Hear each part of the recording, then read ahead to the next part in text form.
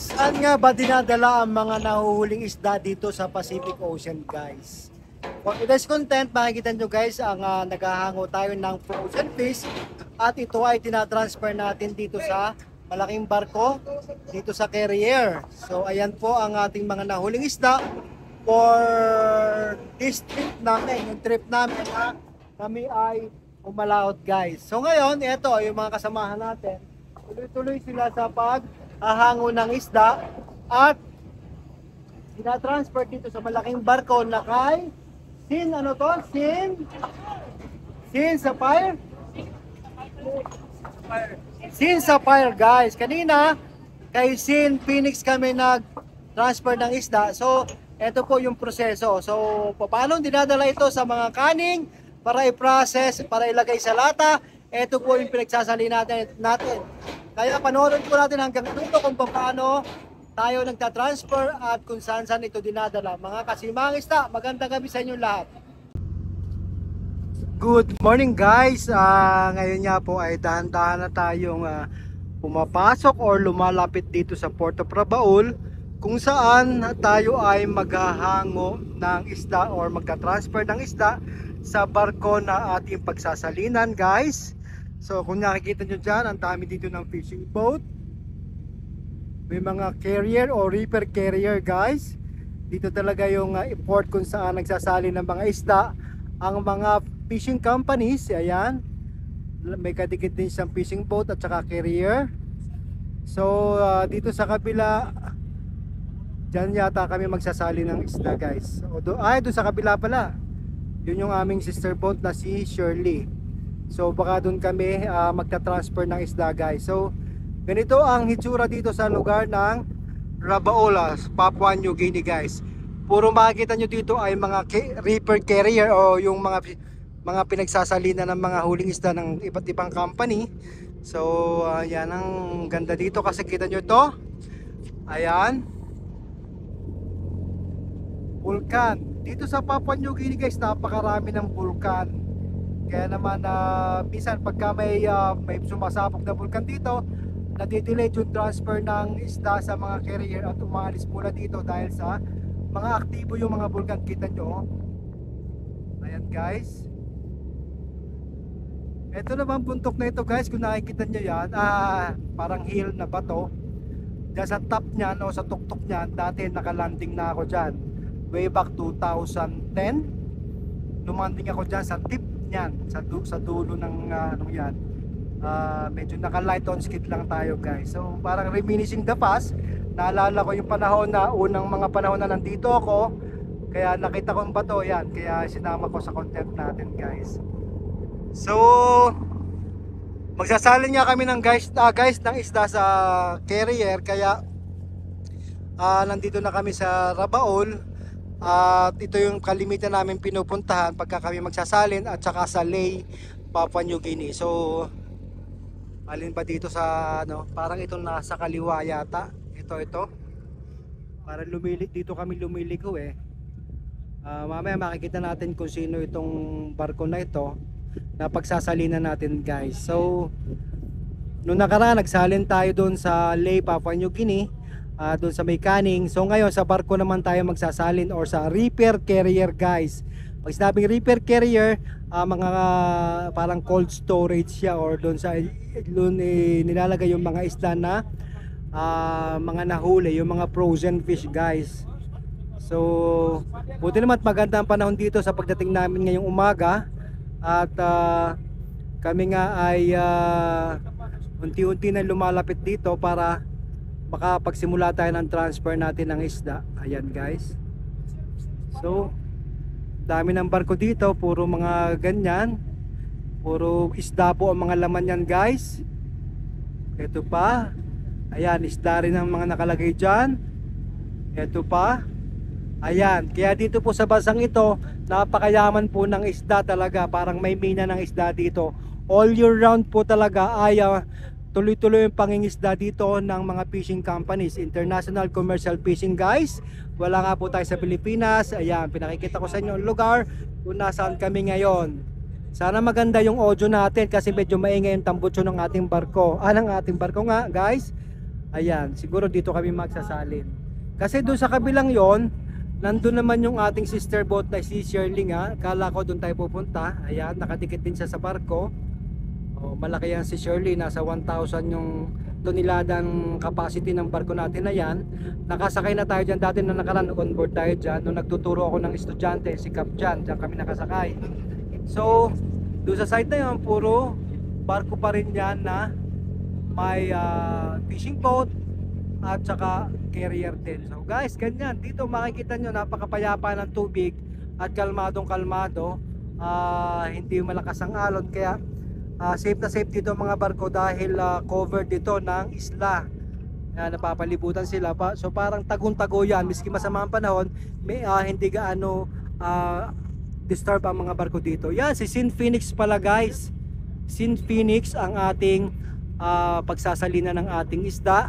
Frozen fish natin guys, malaking barko din ito, parang nasa 5,000 mahigit yata ito. I don't know the exact capacity ng barko na ito, pero malimit kami nakakapagsalin dito kay Sin Phoenix. At ang isda natin ay alam ko dadalhin ito sa Gensan, kasi itong mga carrier na ito ng mga isda ay kalimitan sa Gensan nagde-deliver. So baka itong isda namin ay sa Gensan. I don't know the exact details ng kung saan dadalhin ang isda namin. Ang alam ko lang is magsasalin kami ngayon ng isda. So ay nandyan na yung ating kasamahan para maghagis ng trapa doon sa kabila. Ayan. So malaking barko to, malapad. Ayan, si Sin Phoenix. May mga Pilipino din yata dito, or usually mga Indonesian, Myanmar, Malaysia, Pilipino ang mga nakikita namin dito ng mga tripulante. Ayan. May mga Chinese tsaka Korean na mga captain ng mga malalaking barko na yan guys. So ayan, so pinakita ko sa inyo ngayon yung ating barko na ating pagsasalinan, kasi most of our subscribers sa YouTube channel at saka sa Facebook page natin ay nagtatanong din kung saan dinadalang isda, saan inililipat. So last time doon tayo sa kaning direct sa mga truck. Ngayon barko naman tayo magsasalin guys. Malaking barko naman ito, kaya ayan, lumalapit na kami, dumidikit na kami dito dahan-dahan para lang din naglalanding ng helicopter o ng aeroplano. Hindi pwede mabilis, baka sumadsad tayo dito sa barko, mabutas ang isa't isa, kaya delikado guys. Kaya kailangan talaga ang precision para sa landing, precision landing or precision tawag dito, yung pagdikit mo ship side ng barko to barko. Ayan,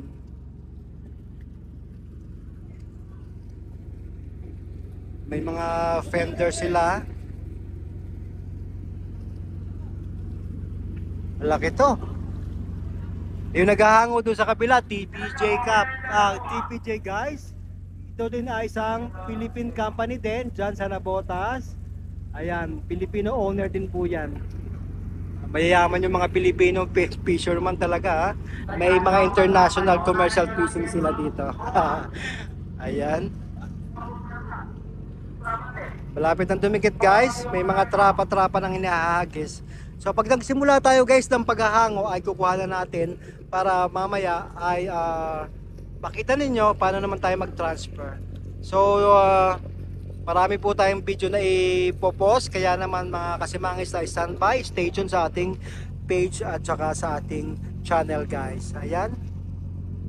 So ito naman po, pagka ganito panahon, rest period po ni Hornets. Si Hornets po ang ating helicopter, rest period niya. Ito yung time para mag-maintenance tayo ng helicopter. Since wala pa naman pong gagawin dito, linis-linis lang guys yan, at saka inspection ng konti, dahil wala pa naman sa naka-scheduled maintenance. Kaya naman, bagong-bago pa ito guys, kaya naman wala pa sa gaanong masyadong gagawin dito sa ating helicopter na si Hornets.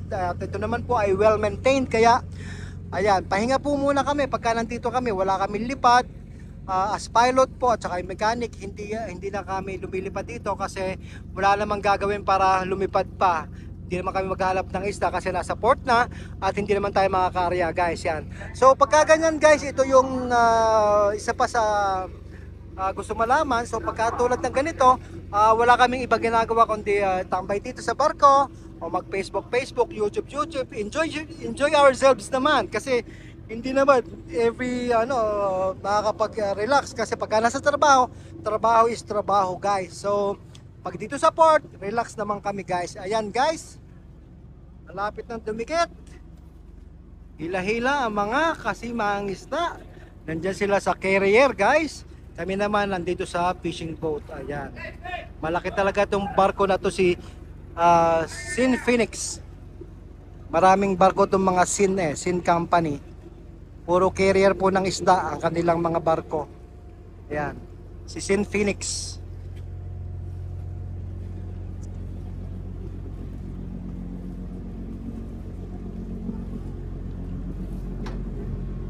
Bro. Morning. Kaya dyan ako, ma. Taas niya, guys, oh. Lalo kami lumete nung dumikit kami dito, guys, sa laki ng barko na ito. Kulay blue, si Sin Phoenix. Ayan. So yan muna for the meantime, guys. Pagka naghahango na tayo naman ay magbibideo ulit nang sa ganon makita ninyo ang proseso ulit para sa paghahango natin o sa carrier na pinaghahanguan natin. Kasi nung matagal na ako nakapag-post or nakapag-video sa mga ganitong pagkakataon kasi matagal ko na na-post yun. So ngayon, pagbalik kong ito ngayon ulit, reiteration natin para refresh ulit ang ating mga bagong followers at saka subscribers sa ating YouTube channel. Ito lang po ang inyong kasimang isda, the original. Sabi nga, pag original is always the best. Simangista_Capnilo, all capital letters. Subscribe na po. Magandang umaga sa inyong lahat. Simanging isda.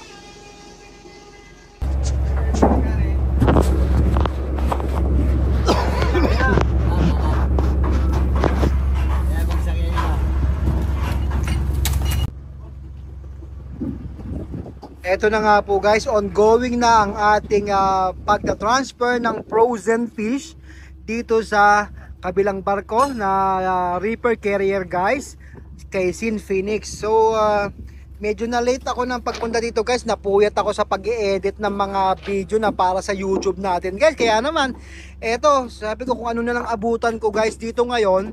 Ayun na ipapakita ko sa inyo kung paano kami mag-transfer ng isda sa barko naman ngayon. Although na-feature ko na ito sa mga previous vlogs ko, pero medyo hahaba-habaan ko ngayon. Ayan, puro yellowfin tuna tayo, 20 up, guys. Yan, ang lalaki niyan.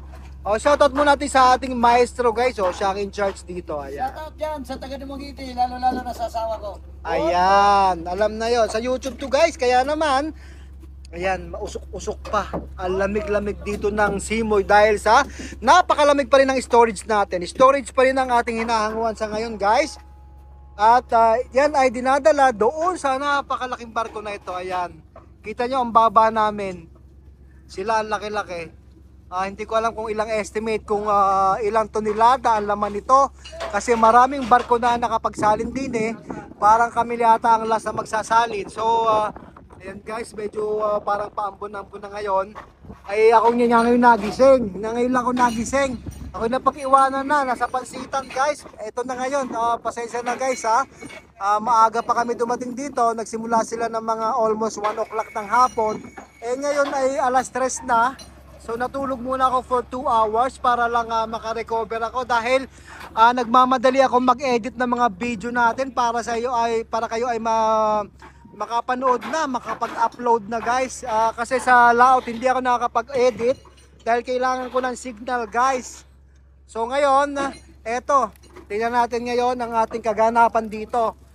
Sumugod na ako dito kasi mas maganda itong mga sinasalok, mga tinatransfer kasi malalaking tuna ito, guys. Huli namin nung nakarang araw, saglit lang kami sa laot, guys, at kami ay bumalik na rin. Ayan, ang taas-taas, ang laki ng barko. Dito sa kabila naman ito, guys, ang mga skipjack may halo din na yellowfin, guys, to. Ganito ang itsura, guys, pagka galing na yan sa storage. Yan ay super tigas na at talaga namang kahit ganyan ang physical outlook niyan guys, yan ay napaka-fresh at good quality pa rin para sa kaning guys, para sa kaning ha. Wala tayong binebenta sa palengke, tayo po ay international commercial fishing na nagpo-provide ng mga isda na inilalata guys. Kung saan man kayo panig na mundo guys, maaring isa kami sa nakapag huli ng mga isda na inyong kinakain, mga dilata guys ha, mga tuna tayo guys. Ayan, so malapit na ng umulan, ang taas na ng barko na ito. Ayan, Sin Phoenix. So, nakapagmerienda na sila, ako kagigising lang. Ayan.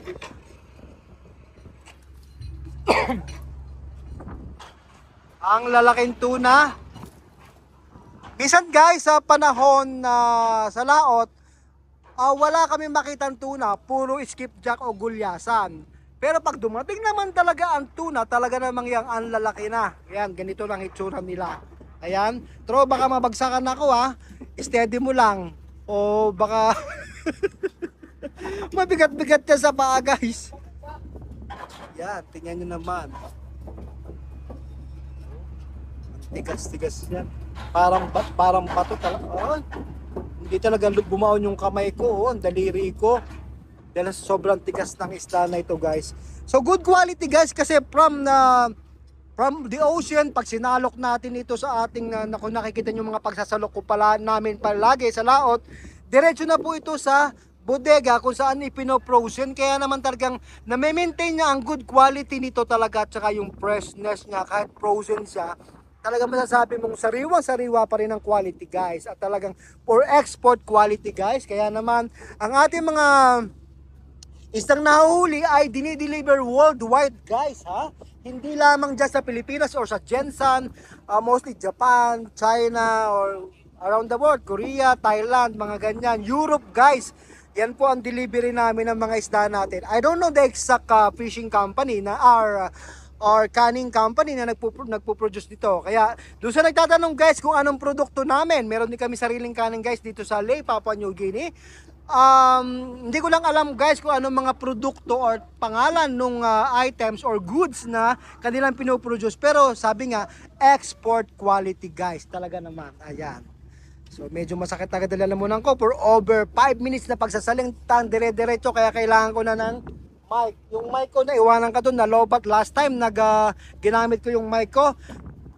Salita ako na salita, pag-check nung aking video, wala palang volume, kaya naman nangyayari guys, walang audio, kaya nangyayari guys, uulitin ko na naman, kaya tumatagal ako sa pag-i-edit guys ng ating mga video guys. So ngayon, minanual ko na ito, hindi na ako gumamit ng mic, kahit masakit na lalamunan ko, okay lang, basta lang mapagbigyan ko ang mga kahilingan natin mga kasimangisda na makita kung paano naghahango ng isda. Dito naman tayo sa barko. Last time guys, last month, ang pinakita ko sa inyo ay naghango kami sa mga truck ng isda direkta sa kaning. Ngayon, sa barko naman tayo guys. Ayan, halos nagsabay ang dalawang salok guys.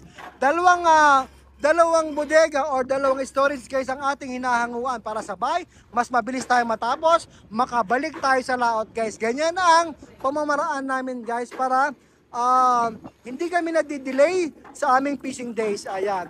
May kasunod na naman guys, mabilis ang turnover dito. Oh. Open na naman tong kabila. May halo na tong skipjack ngayon. Ayan. So ang skipjack tsaka yung tuna guys, yellowfin, nagsasama-sama yan pagka naaryahan namin. Pero may sarili silang grupo.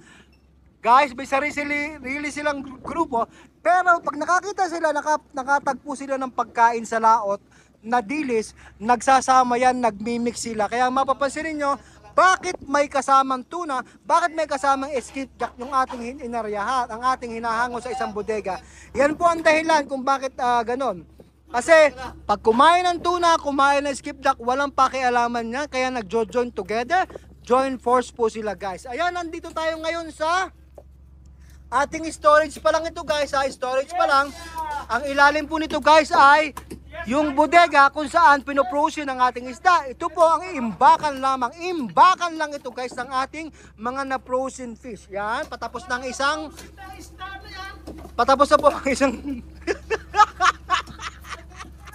patapos na po ang isang storage guys. Natatawa na. Yan, kita nyo. Mano-mano, isa-isang dinadampot. Ginagancho yan guys, ginagancho. Kita nyo. Ayan.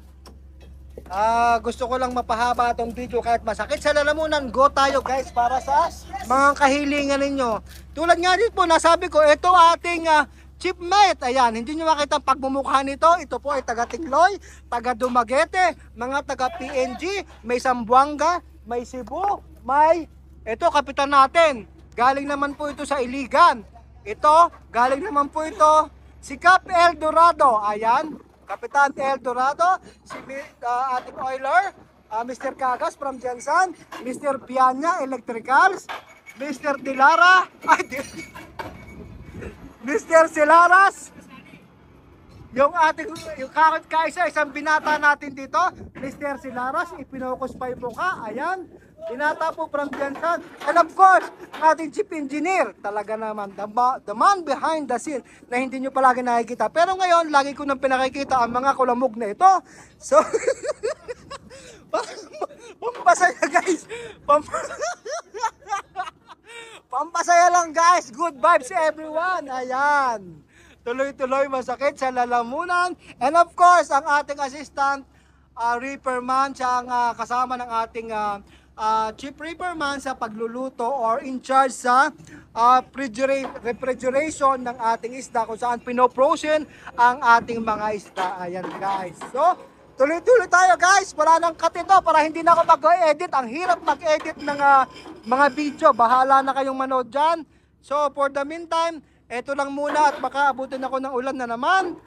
So, napakita ko naman late dati mga nakaraang araw. Yan mga storage sa bodega. So, more or less, yun pa rin naman yan guys. So, ngayon, sa barko lang naman tayo naghahango. Kaya, kinuhanan ko lang ulit ng panibagong video para ma-refresh. Para ma-refresh lang guys.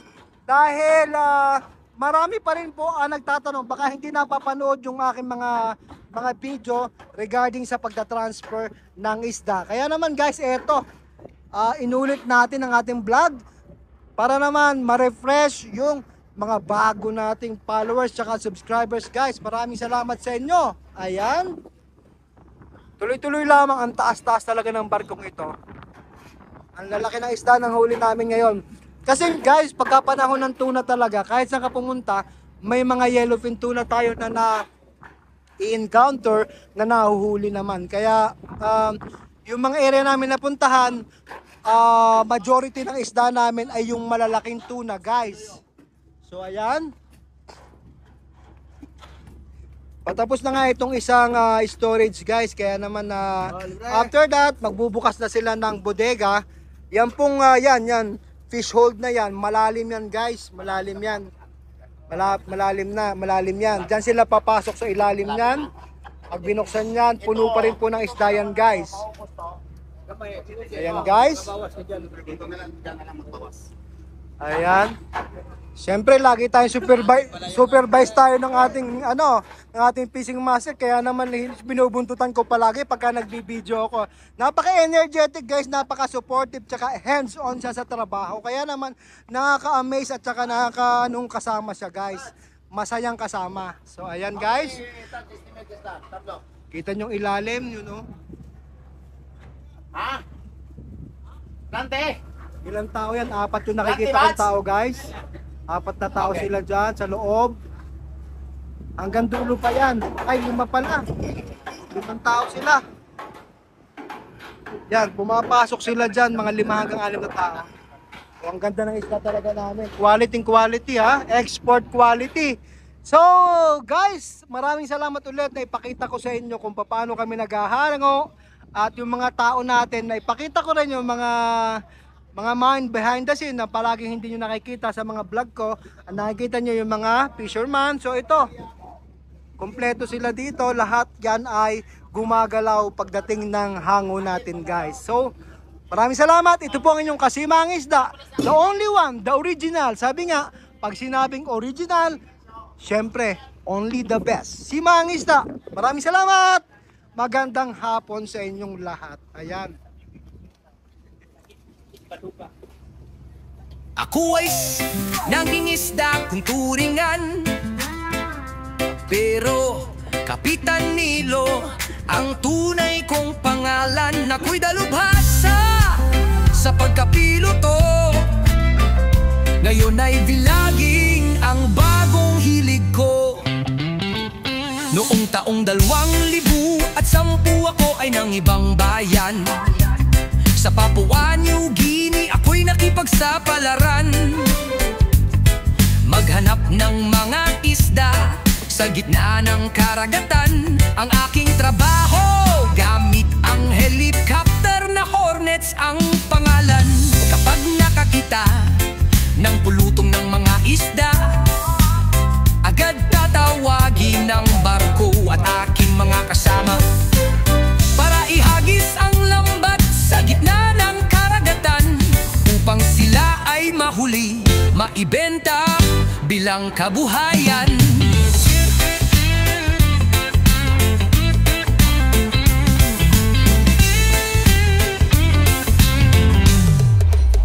Ito ang naging daan para ako ay mag-vlog, maihatid sa inyo ang kwento kung paano lumipad, maglayag sa dagat at manghuli ng isda.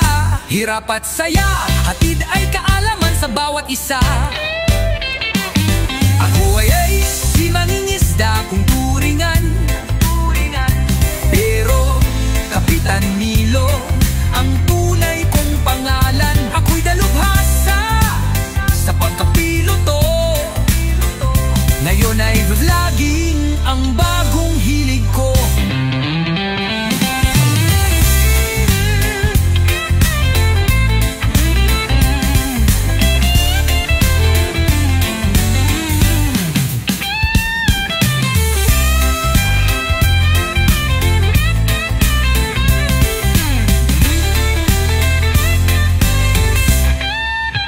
Ako ay si mangingisda kung turingan, pero Kapitan Nilo ang tunay kong pangalan. Ako'y dalubhasa sa pagkapiloto. Guys, tapos na kami maghango dito kay St. Phoenix. Ngayon nag-pull out na kami ngayon, guys. Ayan. Kung mawala na kami, wala na kami, hindi na kami nakatipid sa kanya. Forward na kami. Pupunta kami dun sa isang carrier kung saan kami magta-transfer. Kasi ito, may allotted lang kami na amount na dapat isalin dito sa kanya o i-transfer, guys. So, ayan, pull out muna kami ngayong gabi. At hindi ko alam kung saan kami titikit ngayon para may pagpatuloy ang aming pagta-transfer ng aming load, ang aming capacity, which is nasa 550 tons. 550 tons yung load namin ngayon, guys. So parang 100 lang yung kinuha dito. So we'll determine later kung saan kami pupunta. Medyo madilim na dito, guys. Ayan. Medyo mabilis lang ang hango dahil kanina halos alauna na ng hapon nang nag-start sila maghango o mag-transfer dito kay St. Phoenix. So ngayon nag-pull out na kami kasi na i-transfer na namin yung kailangan na isda dito sa carrier na ito. So ayan, ganda nito si St. Phoenix, ang laki. Ako ay nangingisda kung turingan, pero Kapitan Nilo ang tunay. Ngayon nga ay alas 6 na ng hapon dito. Diyan sa Pilipinas, alas 4 pa lang.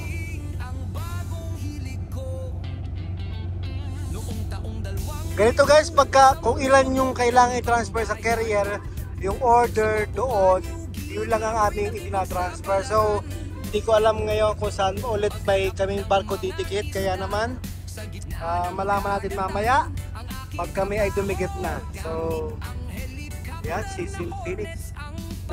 Nakadikit pa yung isang fishing boat doon, si John Fisher. Ibang company yan, guys, pero Filipino owned din. Filipino din ang may-ari yan, guys, sa fishing boat na yan. Yan, kita nyo pa yung hill na yon na stones yan. Tinaanan natin yan kanina. Sabi ko nga, nakalanding ako dyan way back 2010. That the first year ko dito sa Papua New Guinea ay sinubukan ko lumanding dun sa hill na yun, sa tuktok niya. Pinakita ko yan kanina habang maliwanag pa. So, ayan. Dahan-dahan na naman kami nag-forward.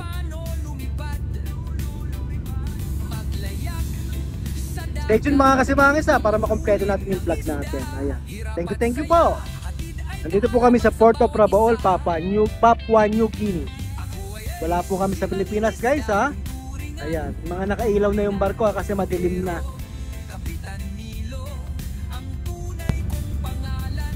Eto na pala guys ang ating pupuntahan. Si Sin Sapphire. Ayan. Marami kasi guys itong barko nitong company na Sin. Puro Sin yan. Sinsa, Sinstars and everything. Madami. Yung pinanggalingan natin, Sin Phoenix. Ayan, kaya isang company lang sila na ating pinagsasalinan. Iba't ibang barko lang guys. So didikit kami, baka dito namin dadalhin lahat yung aming isda. Siguro nasa 400 tons pambahigit ang aming isasalin na isda, kaya mga 2 to 3 days pa kami dito na maghahango. Ayan, ang laki din ito, kulay puti naman. Talaga napakadaming barko dito ng mga reefer carrier guys na pinagsasalinan ng ating mga fishing boats. Ayan, didikit na naman tayo, dahan-dahan na naman para tayo lumalanding guys. Ship side tayo guys, dito guys, Sin Sapphire. So usually guys, natatapos ang hango ng isda dito sa mga carrier natin mga 10 o'clock ng gabi. So ngayon ay 6:25 na. So may ilang oras pa sila para makapaghango, makapag-transfer dito ng isda. Isang malaki na naman to, ang haba din ito. Malaking barko rin to. Ilang tonelada kaya ang laman nito na isda guys. Libu-libong tonelada guys ang nahuhuli dito sa lugar na ito sa Pacific Ocean under ng Papua New Guinea. Ayan. Talagang may mina ng isda dito guys. Kita nyo. Halos lahat ng barko na yan, lahat ng barko talaga dito guys ay puro carrier nandito. Nag-aabang sila ng mga parating na barko na magsasalin sa kanila ng isda. Ayan guys. So ito na siguro ang next namin na kung saan dito kami matatapos ang paghahango. Malaman ulit natin for an update. Siguro guys ay mas mabilis na ang hango nito dahil dito na lahat hahanguin lahat ang ating isda. Ayan. Hindi ko lang alam guys ang eksaktong pagdideliveran ng carrier na ito, pero kalimitan guys ay sa Gensan. Sa Gensan, pagka nagsaling kami sa barko, sa Gensan dinadala at dyan pinaprocess sa Pilipinas, sa mga kaning dyan. May mga Century Tuna, San Marino, Fresca, maraming yung mga dilatan tuna dyan sa Pilipinas guys, ay dito nang gagaling ang mga isda. Dito yung volume yung mga isda, kaya naman dito kami namamalakaya para makapag-provide tayo ng mga isda para ilata, i-process. Yun ang mga nabibili dyan sa supermarket, sa mga tindahan o sa palengke na mga dilata na guys. Hindi kami nagbebenta ng mga ganitong frozen fish sa palengke. Yan po ay puro sa mga kaning, purely for kaning. Lagi ko po sinasabi yan, talagang pang kaning lang tayo. Wala tayong pinag-deliveran ng fresh fish na palengke or supermarket. Paulit-ulit para po sa ating mga bagong mga followers at saka subscribers sa ating YouTube channel. Ayan. Ang laking barko rin ito. So guys, magandang gabi ulit sa inyo. At ito, pahaba ng pahaba ang ating vlog habang tayo ay hindi natatapos sa ating pagsasali ng isda dito sa Rabaul, Papua New Guinea. Ayan, kita nyo, konti lang yung clearance natin dito. Yan ang ating chopper na si Hornets. Nandito ako sa helipad. Ayan Ayan guys. So ayan lang ulit muna at karagdagan sa kaalaman at karagdagan video para sa ating transfer of frozen fish sa mga carrier. Thank you guys. Magandang gabi ulit. Ayan guys, tuloy-tuloy na sila nagsasalin dito kay Sin sa par ba to? Na dinigitan kanina. So ito nga, lahat ng natitirang load namin ay dito namin ita-transfer sa kanila. So isang company lang itong barko na ating pinagsasalinan ngayon. So lahat ng natitirang load namin ng isda ay dito namin ita-transfer. So ang start po ng lagi ng ating pagta-transfer dito ay 7 o'clock ng umaga hanggang alas 10 ng gabi. Yan naman po ay may pahinga. So eto, isang company rin. Ngayon, puting barko tayo ngayon. Kanina kulay blue. Sin Phoenix at saka Sin Sapphire to nandito sa ating sa ngayon na ating pinagsasalinan. Ayan, magkakaroon kami sa inyo lahat. So, hanggang dito na lang po muna siguro ang vlog ko kasi mahaba na ito. So, at least kahit pa paano, ito nga po ay dadalhin sa Jensen guys para ikaning na guys. Yung iba kasi na ating pinagsasalinan ay sa iba't ibang bansa din dinadala ng ating mga barko. So sa ngayon parang sa Jensen lahat ang dala nito dahil doon ang processing nito para sa kaning guys. So yan po, nasagot na po yung katanungan doon sa ating nagtatanong, although hindi ko nakuha yung mga pangalan no nagtatanong sa atin. Yan, sa loob sila ng storage ngayon, tuloy-tuloy pa rin sila sa paghahango. So hanggang sa matapos ito, siguro mga 2 to 3 days kami dito guys sa port ng Rabaul para tapusin ito, and afterwards we will proceed to lay para may paayos sa ating reaper section ng ating barko guys. So maraming salamat guys, stay tuned at pinakita ko ulit sa inyo ang itsura ng barko ng ating pinagsasalinan, kung gaano kalaki. Ayan, so magandang gabi muli sa inyo. At doon sa mga nagtatanong, sana na-satisfied ko kayo doon sa katanungan ninyo. Ito po yung inyong kasimang isda, the original. Pilit ginagaya, ngunit sabi nga, original is always the best. Simang isda lang po. Magandang gabi sa inyong lahat.